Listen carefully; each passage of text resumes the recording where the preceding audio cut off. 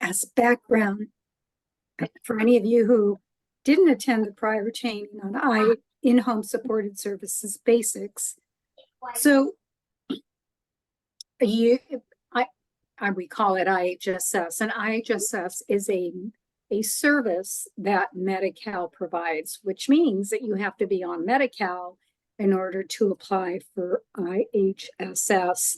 And the goal with IHSS is to provide services and supports in the home to avoid institutionalization.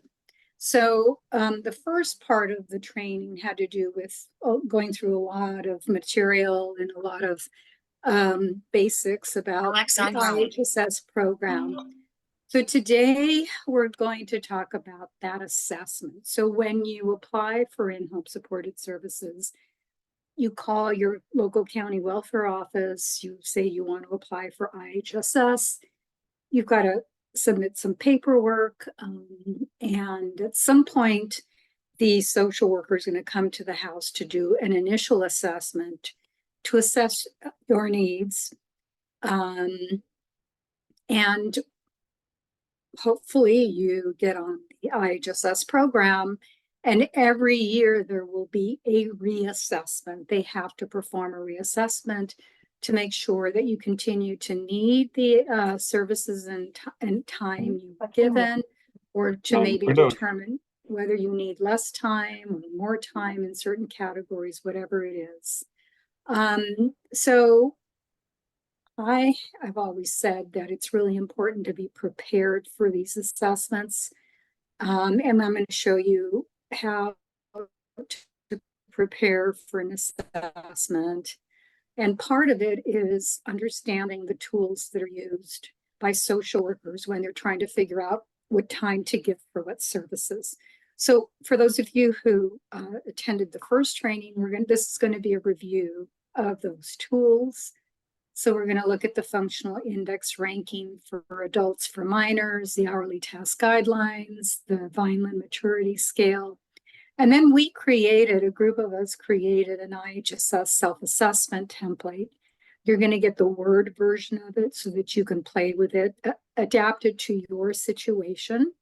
And I'll go through that assessment template. And then I'm going to show you one that we used at an actual hearing, so that you can see what it looks like. And don't be discouraged by the amount of work that you need to put into this, because it's a lot of work to put into an assessment. But think of this: once you've done the assessment, the way I'm going to show you, you're on your way to being prepared for a hearing. Because a lot of the information that you're putting in the assessment would be information that the judge would need anyway.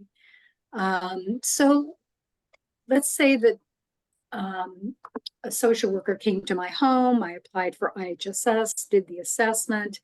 Now the social worker is ready to decide what I should get. And so the first thing that the social worker is going to do towards figuring it out is looking at the functional index rankings. Now, the functional index rankings go from 1 to 6, and you can read what each one means. What rank 1 means you're independent. They're not going to give you any time for that service. So for every service that I ask the social worker to give me, she's going to rank that service. 2 is the only ranking where the provider is providing verbal assistance, reminding me, guiding me, encouraging me. So if I don't remember to take my medications and all I need is for the provider to say, hey, Maria, you need to take your medications, that would be a rank 2. Rank 3 would be, I can do the service, but I need some human assistance. Rank 4, I can do the service, but with substantial human assistance. And rank 5 is, I cannot do it. I need total human assistance to do it. And rank 6 is for paramedical services. So these are the rankings to work with. Remember, for each service, you will be ranked. Now, I wanted to show you the functional index ranking for minor children. So when we're talking about children, this is where it all begins. Of course, you need to look at the functional index ranking to understand what they mean. But for kids, you have to think about IHSS this way. The program will always compare your child with a disability of a certain age, let's say a 10-year-old with a disability, with a typical child, a child that is not disabled of the same age, and ask, you know, what can a typical child do at that age that your child can't do at that same age? And that's when you start thinking about services from IHSS. So if this is functional index ranking that social workers use, judges use this too. So you see the first column is from age 0 through 17. And then you've got a series of services, the top row, and then you've got numbers, right? You've got ones here for housework, all of the ages have a 1 for housework. And then we start seeing 1 in other categories. And you can just see that there are ones here and ones here. Now, if you look down at the notes, it says minors should be assessed a functional index ranking of 1 unless there's an extraordinary need documented. And it also says minors who live with their parent providers must be assessed a functional index ranking in 1 in housework or domestic services, regardless of extraordinary need. So if you're a parent provider of your minor child and you see a 1 here, it doesn't mean that your child is independent as it does here in the functional index ranking, because independent means they're not going to give it to you, right? Well, that's what it means here. It means that they're not going to give the child any hours where there's a 1. Aside from domestic services, if you see a 1 in any of these other categories, they won't give your child any services unless there's an extraordinary need. What does your child need above and beyond what a typical child of the same age would need, right? That's really where it is.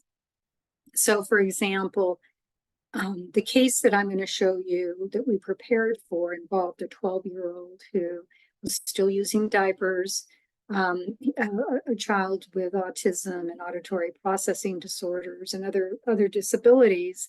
And so when we were at the hearing, Dad testified that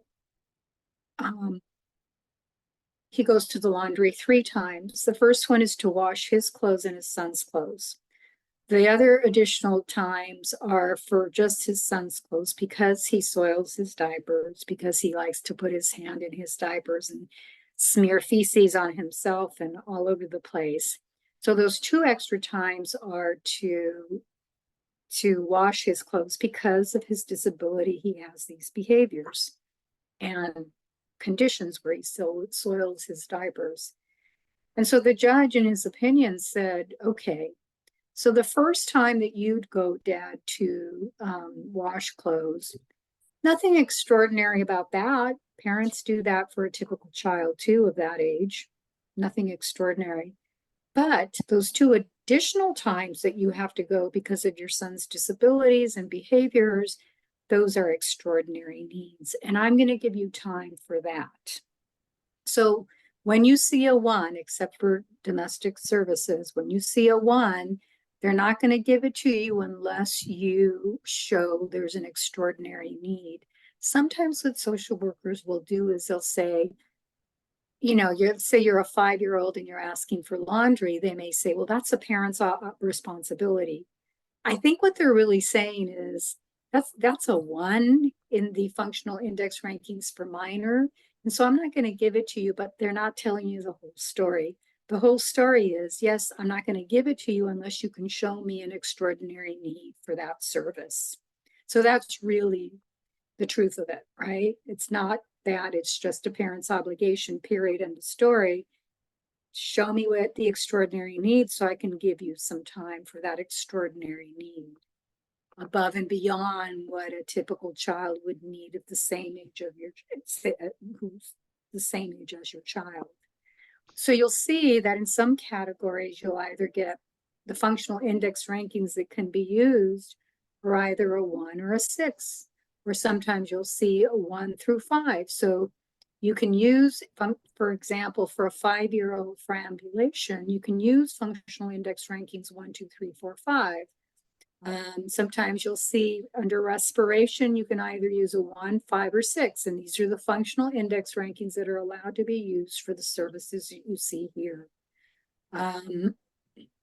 So in the case that we're going to be looking at, we asked for laundry and meal prep and meal cleanup. For a 12-year-old, you'll see that laundry is a 1, meal cleanup is a 1 or a 6. So this child doesn't need paramedical services, so we couldn't use a 6. So we were stuck with a 1, and we have, for us to get time for laundry, meal prep, and meal cleanup, we have to show an extraordinary need. The other categories of services in this case had to do with bathing, dressing, feeding, and you'll see that for a 12-year-old, you have rankings 1 through 5, 1 through 5, 1 through 6 for feeding. So those are the rankings that we're working with for these different services that we're going to look at. So it's really important when you're talking about kids to start with this chart. That's really where it starts. The Vineland Maturity Scale, you have a link to IHSS 102 course materials. And Lonnie, I'm not sure what page this is on, but there's something called the Vineland Maturity Scale. You can do a Control F search for that and you'll find the document. And what it does is it shows you I'm going to sneeze, sorry. The age at which a typical child develops, you know, at what age does a child crawl by himself? At what age does a child walk by himself? At what age does a child use a butter knife? And those kinds of things. So the typical development of a child. And we use the Vineland Maturity Scale when we're comparing, you know, like in this case, a 12-year-old with disabilities to a 12-year-old without a disability. So you'll see how we use this in our example further down. Now, once the social worker has assigned a ranking to each service, the social worker will look at the hourly task guidelines.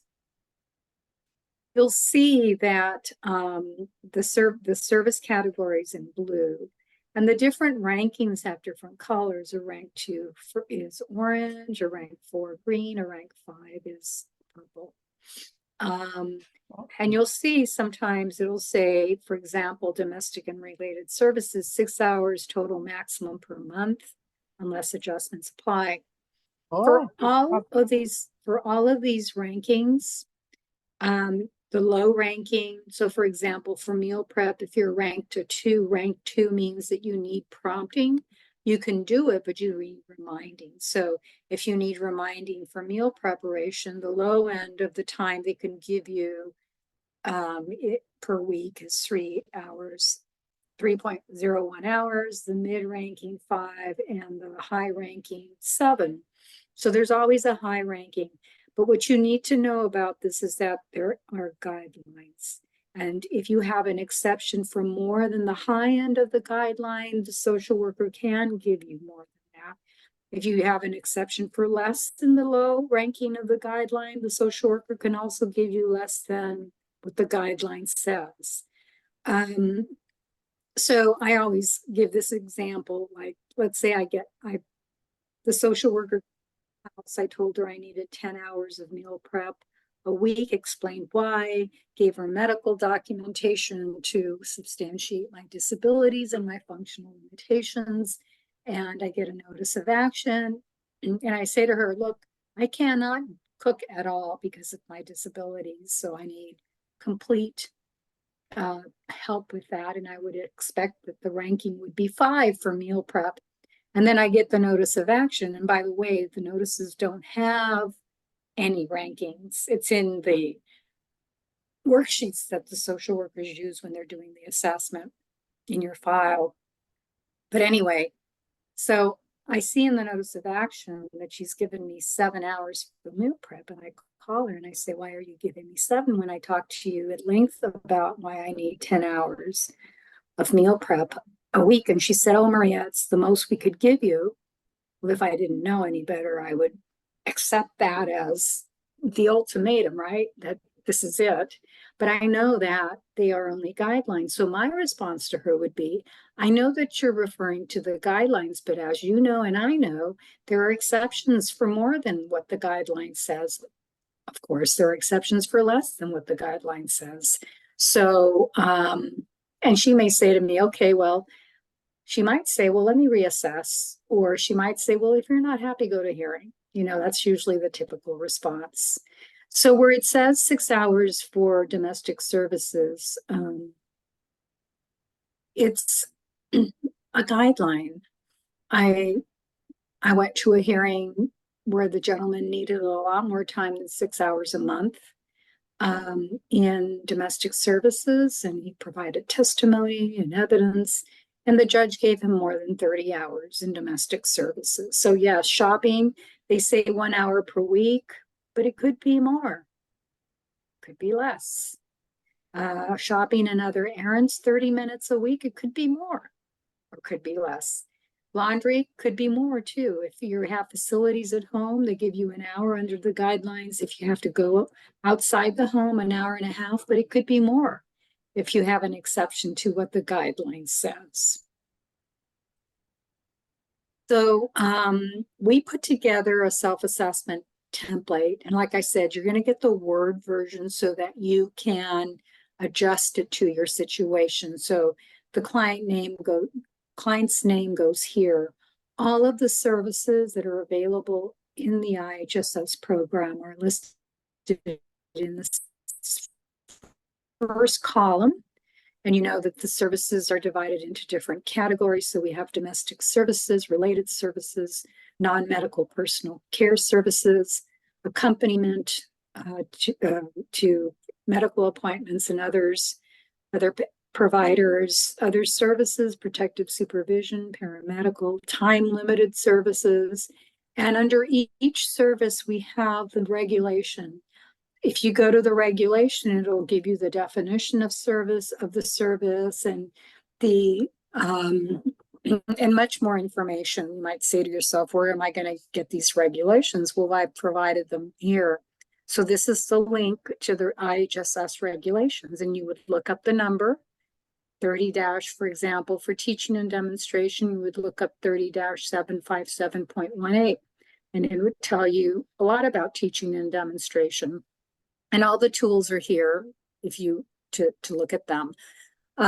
So the way we put together the template is that this assumes that you are already getting hours and you are preparing this because you've gotten out. This is, you're putting the county authorized hours are the ones that you've been currently getting, because it is for an assessment, right? For a reassessment. And so you want to put the hours that you're getting now in domestic services, and you want to put what it is you're requesting currently for this reassessment. But you're only going to list the services that you want. You don't have to, this little square, this could be reduced. So if the only services I want in the IHSS program are dressing, ambulation, and transferring, then my chart will only show dressing, ambulation, and transferring. I don't need to discuss these other services because they're not relevant for me, right? So, but you'll see what I'm talking about when I show you the one we actually did. So then this is a synopsis of what is to come, right? Because we're talking about the hours that the county has given me and the hours that I want in the services that I want. And then at the end, it's all added up. We add up the services that the county has authorized and the hours, that total hours that I want. Now, where are you going to where are you going to get these hours? The hours that you're going to get for county authorized hours will be in your notice of action from last year, right? And the hours that you're requesting now will be based on the assessment that you're about to do. So the hours in this column are coming from the assessment you're going to do, which is the next thing I'm going to show you. So what we've done here is for each service, we've put the category of service, and then we put the manual of policy and procedures, the regulation, and then the definition of each service. So domestic services is made up of a lot of different sub-services: taking out the garbage, cleaning the bathroom, cleaning the oven and stove, changing the bed linens, miscellaneous. And let's say that the only services under domestic that I need are taking out the garbage and cleaning the bathroom. Those are the only ones I'm going to list here. And I'm going to give myself a functional index ranking for each service. So for taking out the garbage, I cannot walk to where the trash can is outside of my unit. And I would rank myself a 5. I need total human assistance with doing that. For cleaning the bathroom, I can clean the countertop, but anything that involves bending or stooping, I can't do. So when I'm talking about cleaning the bathroom, I'm talking about cleaning the bathroom other than the sink area, because I can do that. And I would probably give myself a ranking of 5 for cleaning the bathroom too, because I definitely cannot do it. And for each service under domestic services, I would talk about it, and I'm going to show you what that means. When I show you the case example, what it means to talk about it. Related services, the definition, the regulations, and what does it entail? Preparing meals includes planning menus, removing food from the refrigerator or pantry, washing and drying your hands before preparation, washing, peeling, slicing vegetables, opening packages, cans, measuring, mixing, blah, blah, blah, blah, right? Factors, exceptions to maybe more time or less time, the extent to which the recipient can assist or perform tasks safely, the types of foods the person usually eats for breakfast, lunch, and dinner. If you're a person who for breakfast you eat a piece of toast and coffee, and for lunch and dinner you have frozen dinners, preparing your meals is not going to take a lot of time, is it? But if you're someone who requires, you eat 4 times a day and you have to eat healthy, you have to eat fresh fruits, vegetables, some of your food has to be pureed, etc. That's going to be more time to prepare your breakfast, probably lunch or dinner. How frequently you eat, exceptions. So if you have to puree or cut the food into bite-sized pieces, that's going to take longer, etc. So these are examples of exceptions for more, or maybe exceptions for less time than the hourly task guidelines. And there is a document in here when you go to this resource here. Let me show you it, where you can find the other documents that I'm talking about. Sorry, it's over here. Yeah, it's at the end. Anyway, there is a document, this one here, ACIN 19720. If you go here, you'll see all the assessment tools, including a tool that helps the social worker come up with functional index ranking, and another tool that helps the social worker come up with exceptions to each category, either for more time or less time. But they're only examples. You may have your own reason for an exception that it's not listed in those documents. So, and so for meal prep, you would rank yourself. And for meal prep, we know that for most ages, it's going to be ranked a 1. And so what is the exception? If it's a child, what is the exception to the rule, right? What's the exceptional need? And then the Vineland maturity scale, well, you know, we might be able to put some information from there. And then you would put a summary of what you're asking for and why. What is it that you're asking for? Why are you asking for that? How much time are you asking for? And why are you asking for that time? And so for meal prep, for example, you have to think about, do you need help with breakfast? Do you need help with dinner? Do you need help with lunch? Do you eat snacks and do you need help? So, or are you just needing help with breakfast? Because if that's the only help that you need in meal prep, you're only going to be talking about breakfast, right? You're not going to be talking about lunch, dinner, or snacks. Meal cleanup is the same thing. Here's the regulation. Here's the definition of meal cleanup. What's your functional index ranking for meal cleanup? Is there, if we're talking about a child, is there an exceptional need? Is there something in the Vineland maturity scale that we could use? And meal cleanup, breakfast, lunch, dinner, snacks. You're going to have to, if you're asking for meal cleanup help for all of this, you're going to have to talk about each one. Why you need the help. Routine laundry. Here's the definition of routine laundry. Again, a summary, etc. And so this is a long document because we've included all the services, all the definitions. And so you're going to adapt it to your needs. And what does it mean, adapted to your needs? Well, let me show you what we did in a case. So Mario is his name.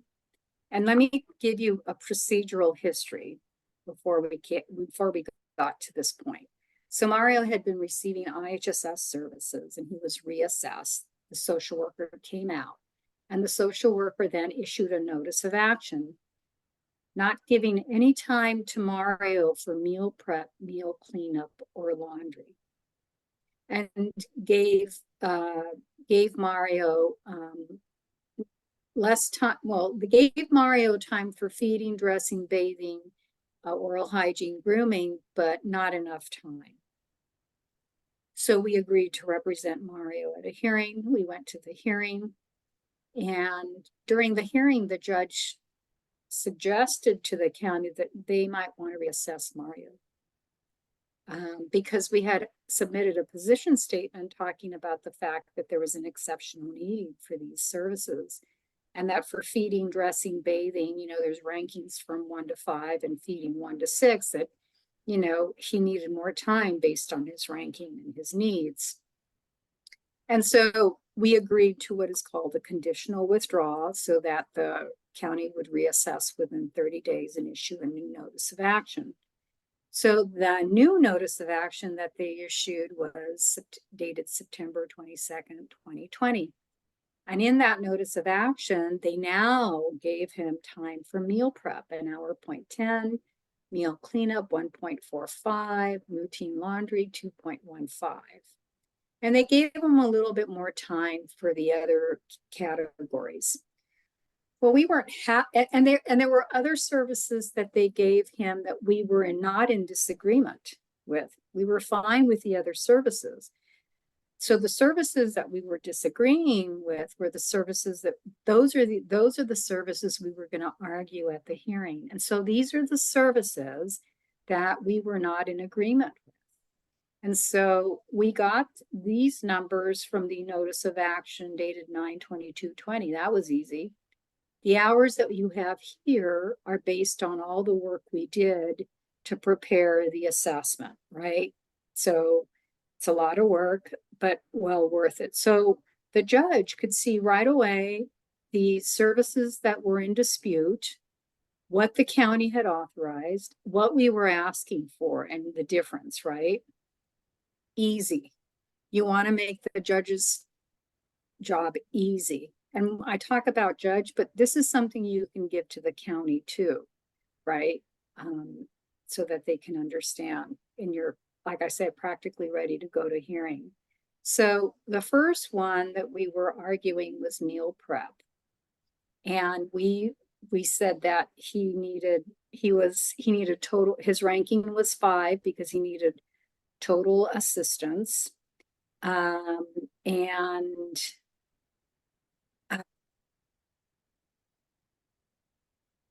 the Vineland maturity scale, because if in the Vineland maturity scale, it says that a child 5 to 6 can use a butter knife, can spread think butter on owned food at age 12 independently into small bite-sized pieces at that time too. And while at school, he needs help in preparing his food. And so what we did is, and I'm going to talk about the extraordinary need in a moment. So what we wanted to do was give the judge an idea of what it takes Dad to prepare his breakfast, his lunch, his dinner, and his snacks. So we did. So breakfast, it includes giving him a glass of milk when he gets up. Breakfast typically is the following combination of eggs, beans, tortilla, cheese, pancakes, bread and butter, fried banana, cereal. It takes about 15 minutes for the dad to make the meal and cut it into bite-sized pieces, because Mario, although he's 12 years old, he's unable to do it. And so dad eats the same breakfast that Mario does. So what the program does with related services like meal prep is that the county will prorate the hours. So you take the 15 minutes and divide it by 2, because Dad is also benefiting from preparing the meal, and Dad's not an IHSS recipient. So rather, the need is 15 minutes, but because it's prorated, and it's prorated because Dad is sharing in that meal, then we ask for 7.5 minutes a day, 7 days a week. Snacks, not prorated because Dad doesn't eat snacks that he makes for Mario. Lunch is the big meal of the day. Dad is going to make beef, chicken, pasta, or soup, or steaks with a starch, with a vegetable. It takes around 20 minutes. But because Dad also eats the same lunch as Mario, then it's prorated. So the 20 minutes a day for lunch is divided by 2. Dinner consists of reheating lunch. And so we put the information there. Now, where's the extraordinary need here, right? Where is it? Well, during the hearing, Dad testified that while he's preparing the meals, his son will have behaviors. So he has to stop preparing the meal and go and deal with his son. And that can take up to 30 minutes, usually, because of the behaviors he's having. So Dad has to interrupt the meal prep to deal with the behaviors. And you're going to see that throughout this case, there are a lot of behaviors for a lot of things that the dad has to do for Mario. So that's an important fact. So the other thing is that the other thing that could be an extraordinary need is a child, a typical 12-year-old can cut his own food, right? Can use a knife and fork to cut his own food. Mario can't. So cutting up the food into bite-sized pieces is an extraordinary need for Mario. So in fact, the judge in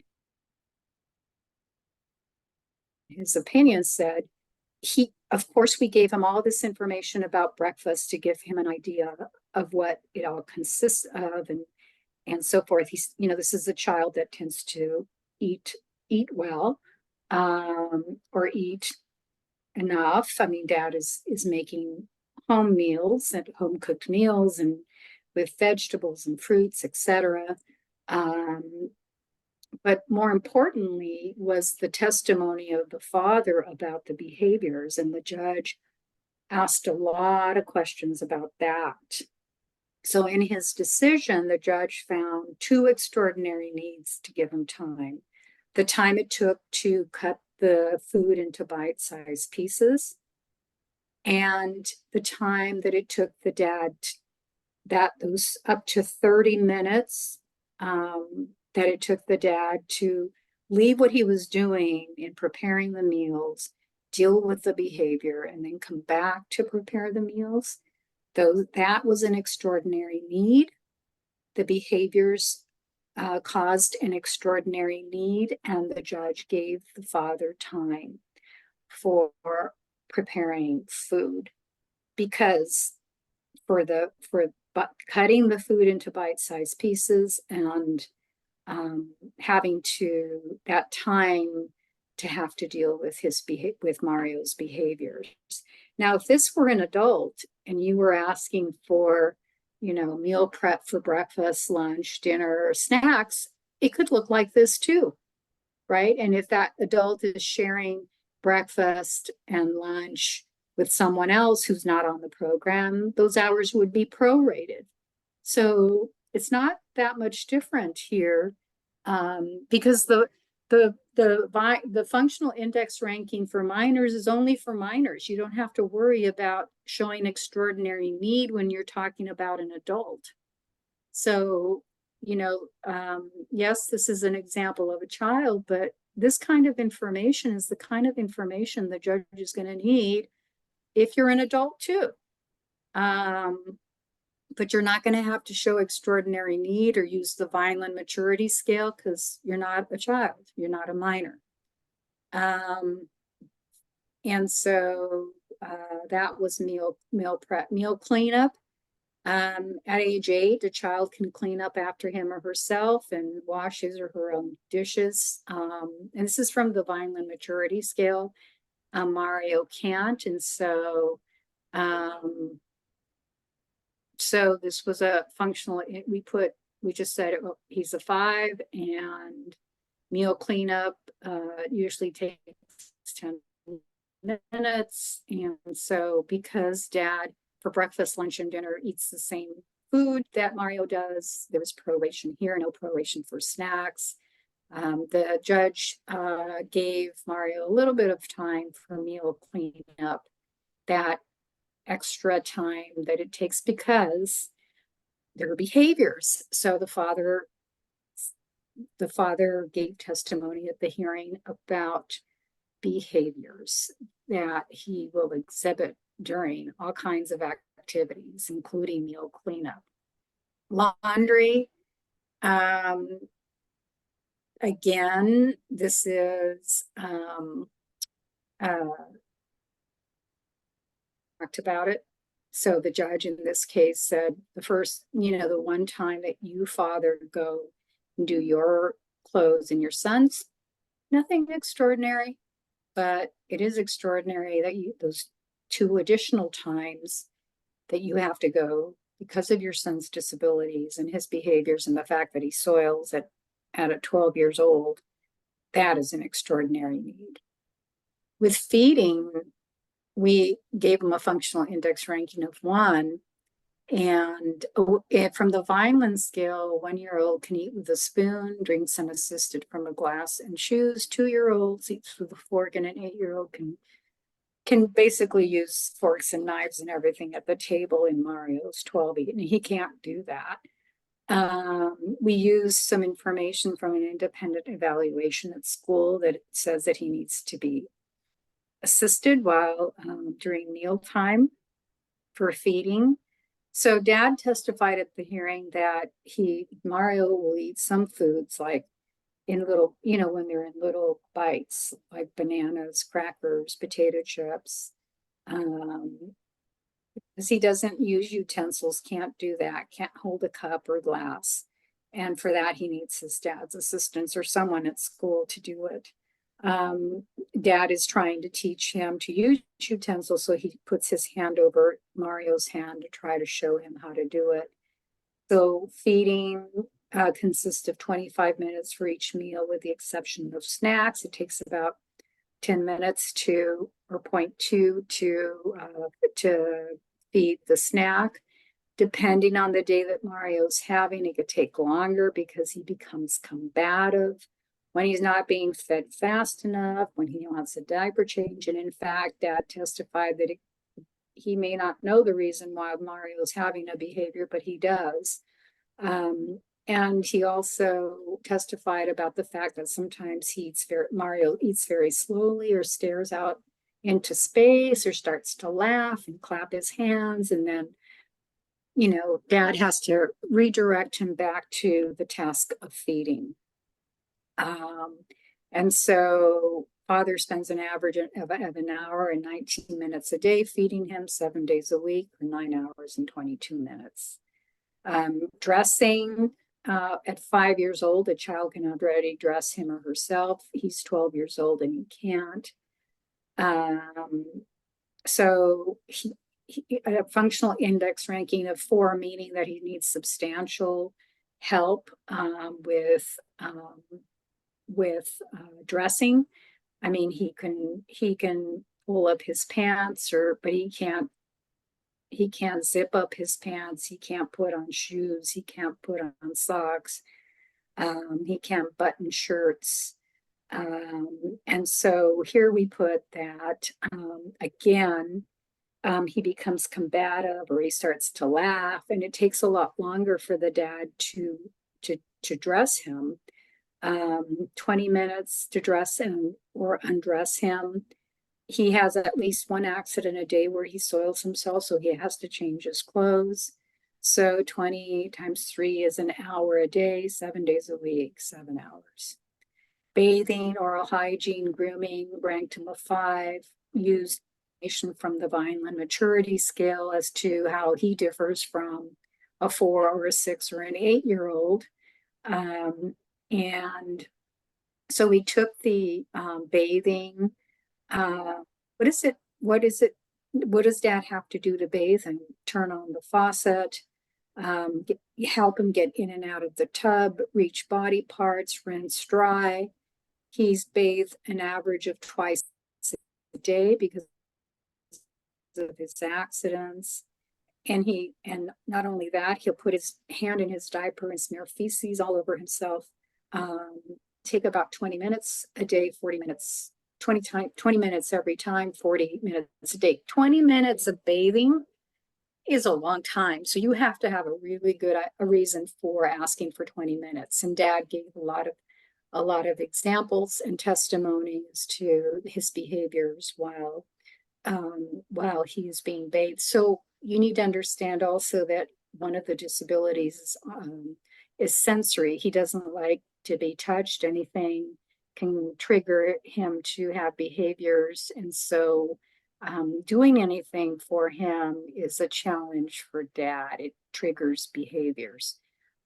It wasn't just what dad said. We had medical information, we had documentation to substantiate what dad was saying. He wasn't making all of this up about his behaviors and his disabilities and what it was all about for him.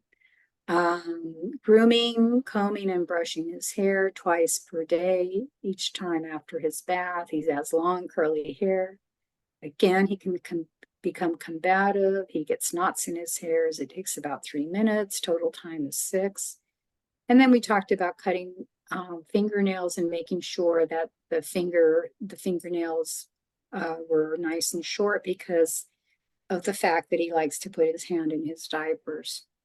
Brushing his teeth, done twice a day, again, becomes combative. So it takes about 10 minutes each time, because 10 minutes to brush teeth is a lot of time. And this is one thing I want to remind all of you. You have to think about reasonable time, right? If you're going to ask, for example, let's say that you have an 800 square foot apartment and only your living room area is carpeted, and you're asking for 15 minutes, 20 minutes a day to vacuum that carpet. Better have a good reason for the time that you're asking for and the frequency that you're asking that it be done, right?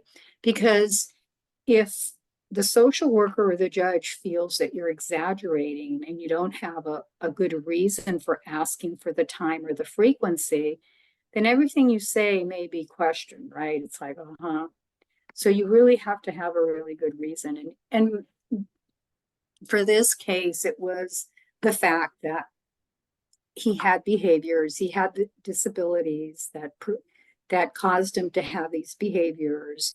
There was a lot of testimony and documentation about all of this. It wasn't just coming from the dad. And again, you know, at these hearings, the judges are also giving weight to the evidence. What does that mean? You know, the judge is sitting there listening to the father and trying to determine if the father's being truthful, right? And so so that's something that's happening. And then also the weight of the evidence is, for example, dad provided documentation from the pediatrician about his auditory processing disorder, and that was evidence that was introduced, and the social worker gave an opinion about her idea of his auditory processing disorder. Well, she doesn't have the background to talk about that really, but she did. Whereas so the judge is looking at her testimony and her background to say these things versus the doctor who has been treating Mario, who has the background to say these things. So, you know, the judge will weigh the evidence that's presented by both sides. You know, if you have a doctor saying things versus a social worker without any training saying the opposite thing, well, who has more weight? Whose testimony has more weight? It's going to be the doctor who's been treating the client, right? Not the social worker who doesn't have the training to say what she or he is saying. And anyway, so again, just because we're talking about a child's case doesn't mean all these things, all of the detail that you see here is just as important for someone who's an adult asking for these services. So I know that when social workers come to assess, they're not going to have the time to hear all of this, right? Or the desire probably to hear all of this. So your job is to put together a self-assessment that looks like this and hand it to the social worker and say, here, easy peasy. These are the services I need. These are the hours I need. And this is why. All of this talks about why I need it, right?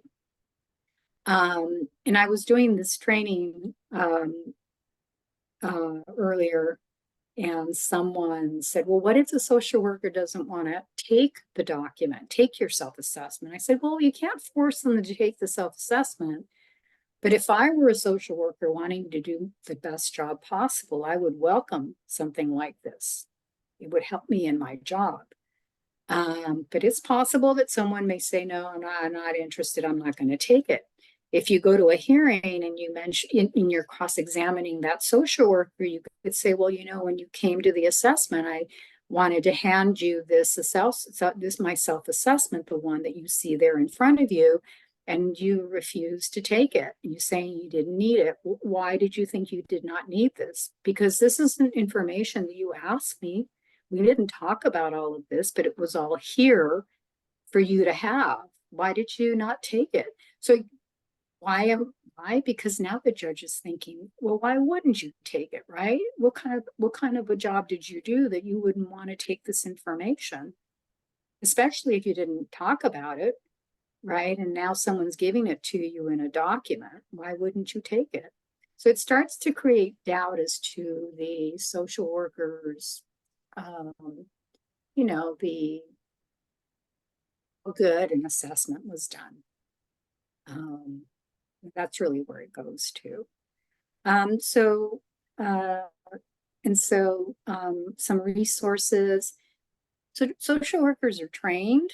And so California Department of Social Services, CDSS, on their website, they have training materials from the IHSS Training Academy. These are all IHSS 101, 102. These are all out from the IHSS Training Academy.